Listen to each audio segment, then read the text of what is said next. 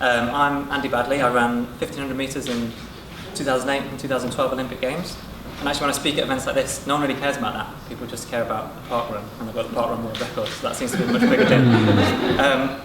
Like I said, I've only got a few minutes, so I'm not going to go into loads of detail about my training and the regime. Actually, you might get a little bit more insight from that from one of our next speakers, who coincidentally, Andy Hobdell, is actually my coach. He's coached me for the last 13 years throughout my professional career.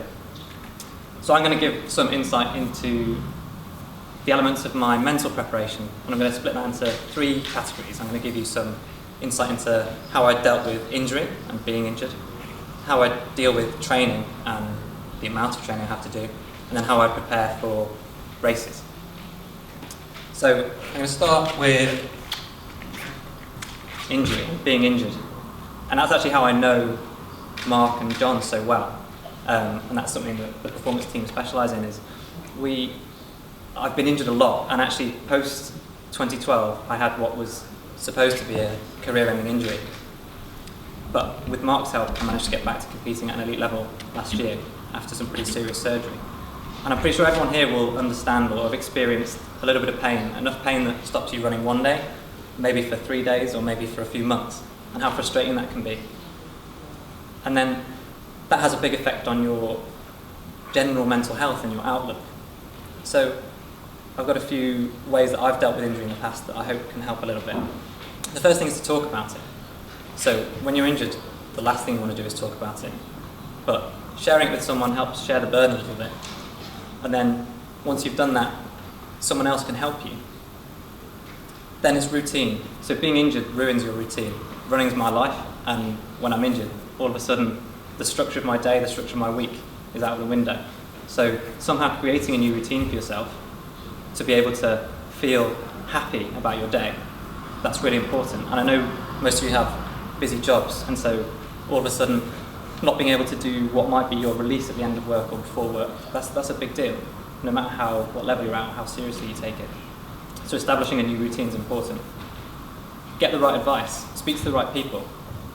But then more importantly than that is actually heed that advice. I know plenty of people who've had pretty serious injuries like stress fractures, pelvic stress fractures, and they'll hop up and down to see whether it still hurts. But that's ridiculous, but people do it, everyone does it. You've got a sore calf, you stretch it all the time to see whether it still hurts. You're going to make it hurt. So heed the advice of the professionals. The next thing I want to talk about is a little bit about my training. And I approach my training in a few different ways.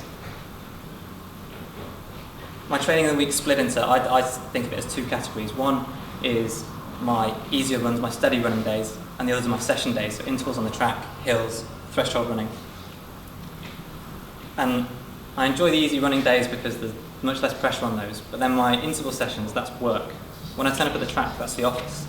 So I love the social side, but my approach is very professional. So when I get to training and I meet my training partners, as soon as we reset our watches and we're jogging through to the start line of our first rep, then that's business.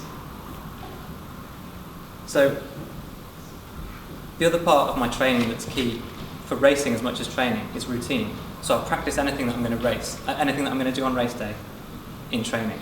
I'd never do anything in a race or before a race that I haven't done in training. So whether that's the length of the warm-up or the strides or the drills that I'm going to do, or in particular food and hydration. It's not to say, I'm making it all sound very serious, it's not to say we don't have fun in training. In fact, well, fun is a loose term, but we'd often be challenged by my coach to hit a particular time because pacing is incredibly important, and one of our speakers later on is going to talk about that. But it's a real skill to be able to hit an exact time to the second for 400 metres on the track. And we'd be challenged to hit it exactly, and then there'd be penalties for people who didn't get it right. But actually the penalties were harsher for those that went too fast rather than those that went too slow. So it's really important to us that we didn't overexert ourselves in the early parts of our sessions. So we also attempted to prepare for races in training.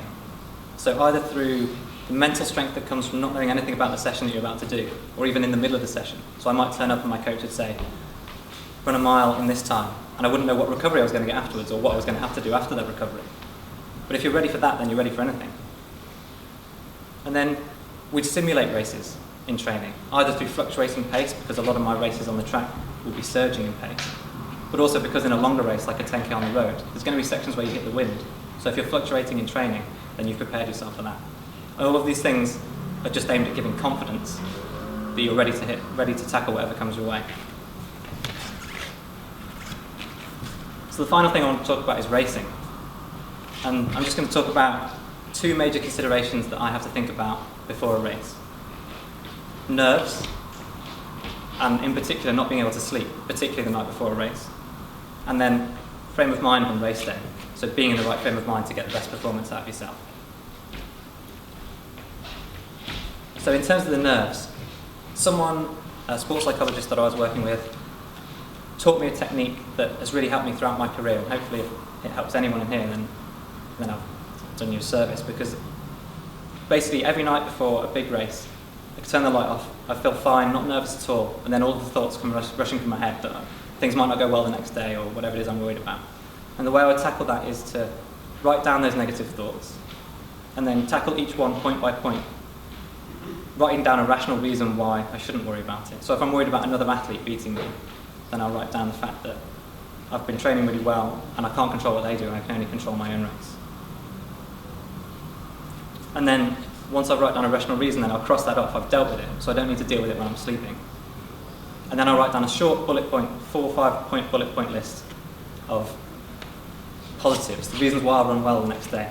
And the reason for that is because of the mindset on race day. That next day, it's very easy to talk yourself out of racing well. Think about things that haven't gone well in the last few months or last week, or the weather's bad or you're cold. But then if you go back to that positive list to reinforce the fact that you should run well, there's always a lot more reasons why you run well than run badly. And then my final bit of advice is to familiarise yourself with the arena where you're going to be racing, the route or the stadium or the course, and just stick to the routine that you've established in training, so to warm up in the same way. So yeah, that's all we've got time for. I think we've already overrun quite a bit. Hopefully you've seen a nice snapshot of what we all offer, and obviously we're going to be hanging around afterwards, so if anyone's got any questions, do come and find us.